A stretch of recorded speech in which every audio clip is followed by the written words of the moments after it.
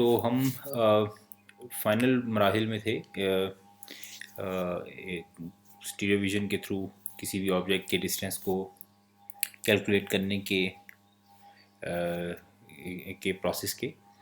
तो हम जो लास्ट वीडियो के अंदर जिस लेवल की बात कर रहे थे वो लेवल कुछ इस किस्म की चीज़ होती है। ये आराम से आपको मार्केट से मिल सकता है, बड़ी लो कॉस्ट के अंदर भी। तो इसमें देखें ये तीन जो हैं बबल्स से भरे हुए ये लिक्विड के आपको लेवल मिल जाते हैं। ठीक है, तो ये जिस डायरेक्शन के अंदर भी इसको आप रखेंगे उस लेवल पे अगर ये बिल्कुल सीधा पड़ा हुआ होगा तो बबल आपको मिडल में नज़र आएगा। ठीक है, जो है वो अगर इसको यहाँ पे आप देखें गौर से तो ये कुछ इस किस्म की चीज़ है। ठीक है, तो जो है वो इसको ये आराम से यानी मार्केट से जो है वो परचेज़ की जा सकती है। ठीक है, तो अब क्या है कि हम देख लेते हैं यहाँ पे कि हमें जो है वो इससे आगे क्या करना है। तो अब बात ये कि मेरे पास ये जो वाइट ट्रायंगल नज़र आ रही है इसमें बी एक साइड मौजूद है। मुझे पता है कि इसकी वैल्यू क्या है। ये डी जो एक एंगल है, एक साइड इसका जो एंगल है, और D2 और दूसरा जो है D1, ये दोनों एंगल्स भी मेरे पास मौजूद हैं। तो अब मैंने ये देखना है कि इसको मैं सॉल्व किस तरह से कर सकता हूँ। ठीक है, तो इसको सॉल्व करने के लिए मुझे जो है वो लॉ ऑफ साइंस का मैं इस्तेमाल करूँगा। तो जो है वो लॉ ऑफ साइंस जो है वो क्या कहता है। लॉ ऑफ साइंस ये कहता है कि कोई भी साइड अगर मैं लेता हूँ, लेट्स से एक साइड इसकी है बी, इसकी रेशो जो है वो साइन ऑफ जो उसके ऑपोजिट एंगल है। ठीक है, इसका ऑपोजिट एंगल क्या है, 180, बल्कि इसका नाम रख लेते हैं कोई। मेरे पास जो है ये लेट्स से मैं इसको कह देता हूँ कि ये है D3, और D3 ऑब्वियसली यहाँ पे हमारे पास जो है वो जो D3 होगा, जो D3 होगा मेरे पास, इसको हम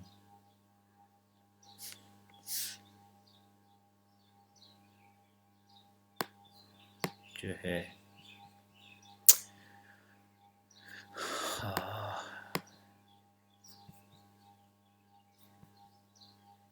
तो D1 हमारे पास आ गया, D2 भी हमारे पास जो है वो आ गया है, और जो D3 है ये हमारे पास हो जाएगा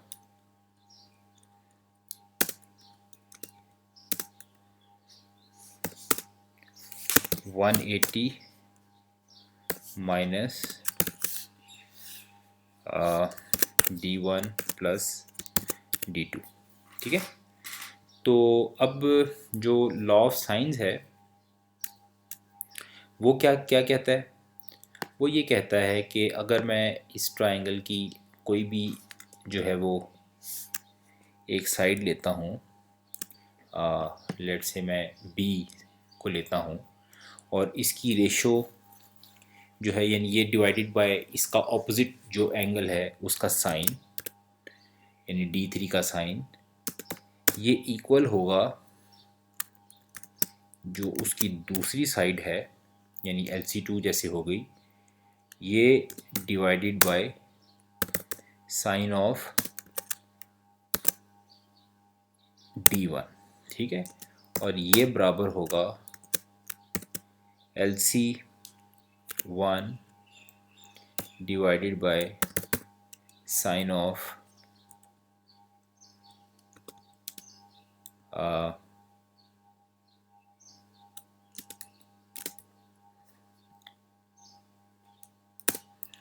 साइन ऑफ D2। ठीक है। मतलब क्या हुआ, मतलब ये हुआ, ये इसको देख लें आप ज़रा। ठीक है, मतलब ये हुआ कि किसी भी एक साइड का अगर आप इसको डिवाइड करते हैं इसके ऑपोजिट जो एंगल है उसके साइन के साथ, तो ये जो रेशो बनेगी, ये जो वैल्यू बनेगी, ये बराबर होगी किसी भी एक दूसरी साइड को अगर मैं पकड़ता हूँ और उसके ऑपोजिट जो एंगल है उसका साइन अगर लेता हूँ तो। ठीक है, उसके बराबर होगी। ठीक है, देखिए ना, ये हर तीनों मैंने साइड्स को लिख लिया। ठीक है, B, LC2, LC1, और हर एक के नीचे उसके ऑपोजिट साइड का जो एंगल है, उसके ऑपोजिट साइड का जो एंगल है उसका मैंने जो है वो साइन उसके साथ डिवाइड कर दिया। ठीक है, तो ये रेशो बराबर होगी, ये लॉ ऑफ साइन है। ठीक है, तो अब हमने निकालनी क्या है वैल्यू इसमें, मैंने ये निकालना है कि कैमरा 1 से इस पर्सन का डिस्टेंस कितना है, और कैमरा कैमरा कैमरा 1 से इसका डिस्टेंस कितना है, और कैमरा 2 से इसका डिस्टेंस कितना है, यानी कि LC1 और LC2 जो है इसकी वैल्यू मैंने निकालनी है।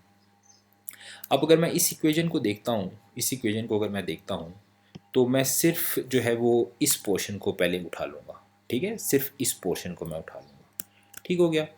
और इस पोर्शन को उठाने का मतलब क्या है कि मैं इस पूरी इक्वेशन में से, ऑब्वियसली इस इक्वेशन का मतलब ये है ना कि मैं इस इक्वेशन के अंदर अगर मैं सिर्फ ये लिख लेता हूँ D3 is equal to LC2 divided by sine of D1। ठीक है, तो ये इससे एक इक्वेशन बनाई जा सकती है जो कि ट्रू है, यानी इसका मतलब यही है ना कि ये इसके बराबर है और ये इसके बराबर है। ठीक है, इसी तरह एक और इससे इक्वेशन बनाई जा सकती है LC2 डिवाइडेड बाई, या चलें B divided by sine of D3 is equal to LC1 divided by sine of D2। ठीक है, ये दो बातें, इस पूरी जो ऊपर लॉ ऑफ साइन मैंने लिखा है उसके मुताबिक ये दोनों बातें ट्रू है। ठीक है, तो अब हम क्या करेंगे कि इससे हमने जो इक्वेशन हमारे पास निकल सकती है वो ये निकल सकती है कि मैं LC2 is equal to B, ठीक है, इनटू साइन ऑफ D1। ठीक है, और ये होल डिवाइडेड बाय, ये सारी वैल्यू जो है इसको मैं डिवाइड कर दूंगा किससे, साइन ऑफ D3 से। ठीक है, इसी तरह से ये जो है इसको मैं जो है LC1 को मैं जो है वो यहाँ पे is equal to LC1 is equal to B। ठीक है, और इसके साथ sine of D3, sorry sine of D2, ये जो नीचे इसका डिनोमिनेटर है ये दूसरी साइड पे चला गया ना, और divided by sine of D3। ठीक हो गया। तो अब यानी इस इक्वेशन में अगर मैं देखूं, ऊपर वाली इक्वेशन में D3 मुझे नोन है। D3 की वैल्यू क्या थी भला, D3 की वैल्यू ये मेरे पास नोन है। ठीक है, B भी मुझे नोन है, मैंने शुरू में कैलकुलेट किया था। B जो था वो दो कैमरास के दरमियान में डिस्टेंस था, मैंने शुरू में मालूम किया था। जो D1 है ये भी मुझे नोन है। ठीक है, ए जो कि मैंने फाइंड किया था A2 इंटरनल एंगल जो था, ये वाला एंगल जो था वो, और ये वाला जो एंगल था वो, इन दोनों को मैंने फाइंड आउट करके D1 निकाल लिया था। ठीक है, और D3 भी मुझे नोन है। ठीक है, ये इस इक्वेशन के ज़रिए से, ये जो इक्वेशन मैंने लिखी है इस जगह पे, ये इस इक्वेशन के ज़रिए से मुझे D3 भी नोन है। ठीक है, और इसी तरह से अगर नीचे वाली इक्वेशन में मैं देखूँ तो B नोन है, D2 नोन है। ठीक है, D3 भी नोन है। इसका मतलब क्या है कि मेरे पास LC1 और LC2, यानी कि ये जो मेरे पास जो जो जो जो पर्सन है, इसका डिस्टेंस इस कैमरे से भी मैंने निकाल लिया, इस कैमरे से भी निकाल लिया मैंने, ठीक है। तो ये डेप्थ मेरे पास आ गई, ठीक है। तो इसी तरह से मैं जब ये फाइंड आउट कर लूँ तो इसका मतलब ये हुआ कि जो है वो मैं किसी भी जो है वो पॉइंट जो है, जो दोनों कैमरास के बीच में अब कोई भी अगर पॉइंट हो, उस पॉइंट से मैं जो है वो आ, इस पर्सन का डिस्टेंस निकाल सकता हूँ। अच्छा, ये कैसे निकाल सकता हूँ? वो ऐसे निकाल सकता हूँ कि मैं अगर इसको मिनिमाइज़ कर लेते हैं, ठीक है, और सिर्फ ये वाइट वाली ट्रायंगल ले लेते हैं, ठीक है। ये सिर्फ वाइट वाली ट्रायंगल ले लेते हैं, तो मेरे पास जो है वो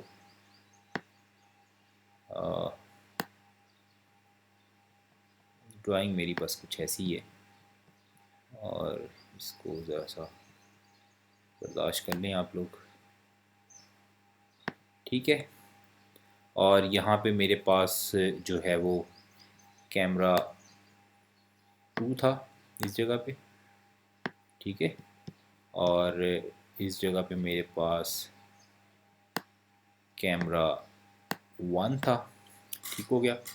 और इस जगह पे मेरे पास, सॉरी, जो है ओह,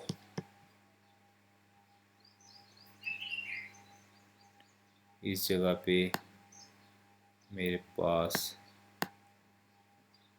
D1 है, ठीक है। इस जगह पे मेरे पास D2 है, और यहाँ पे मेरे पास D3 है, ठीक है।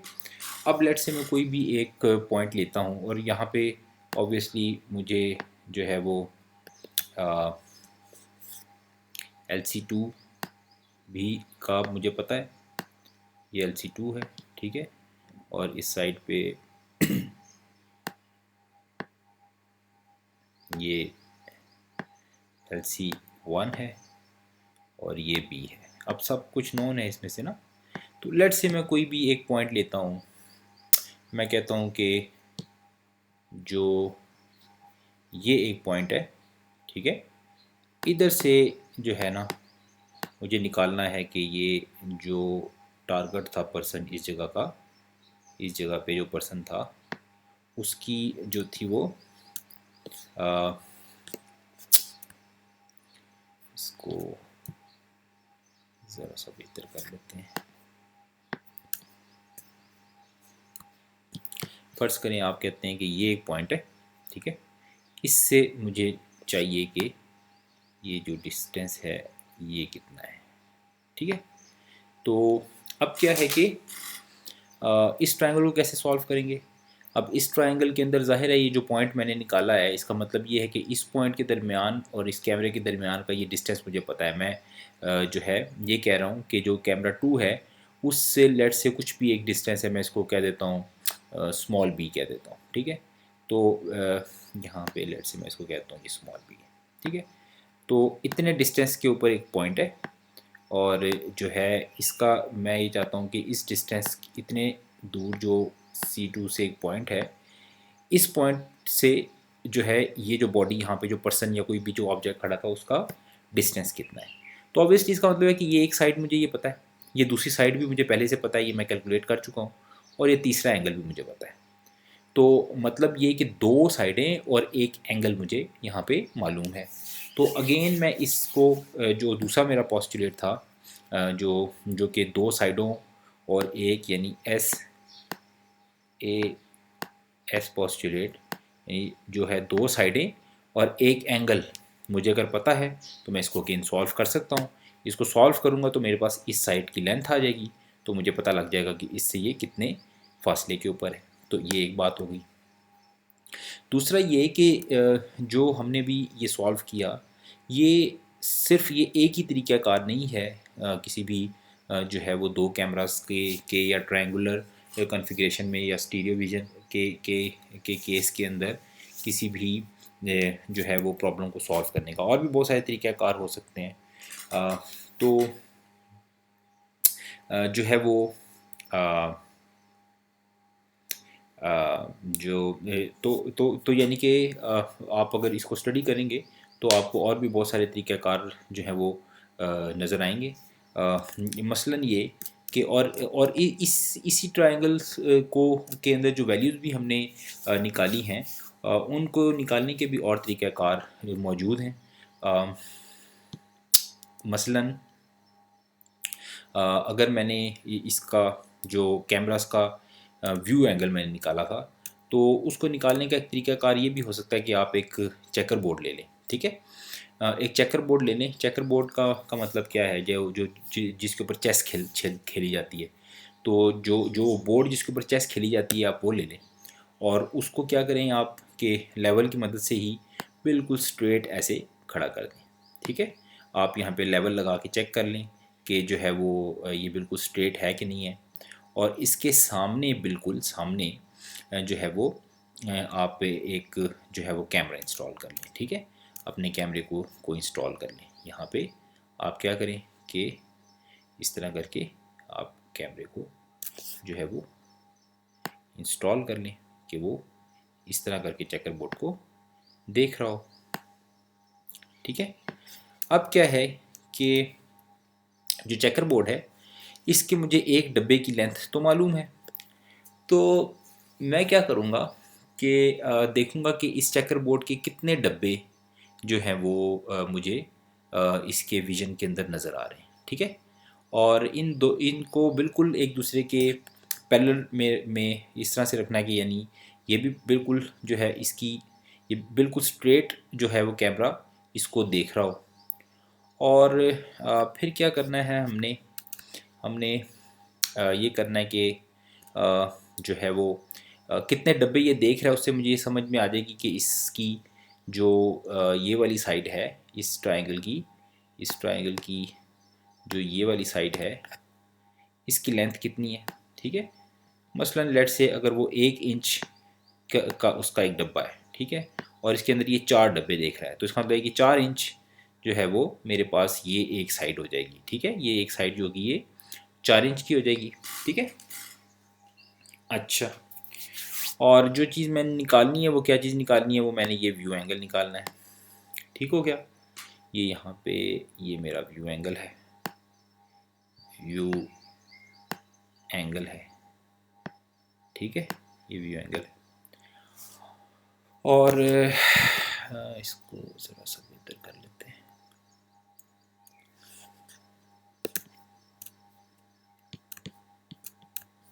ठीक है, ये व्यू एंगल है जो मैंने फाइंड करना है। इस ट्रायंगल का एक साइड मुझे पता चल गई है। ठीक है, और मैं चाहता क्या हूँ कि जो है वो बाकी की चीज़ें भी फाइंड आउट कर लूँ।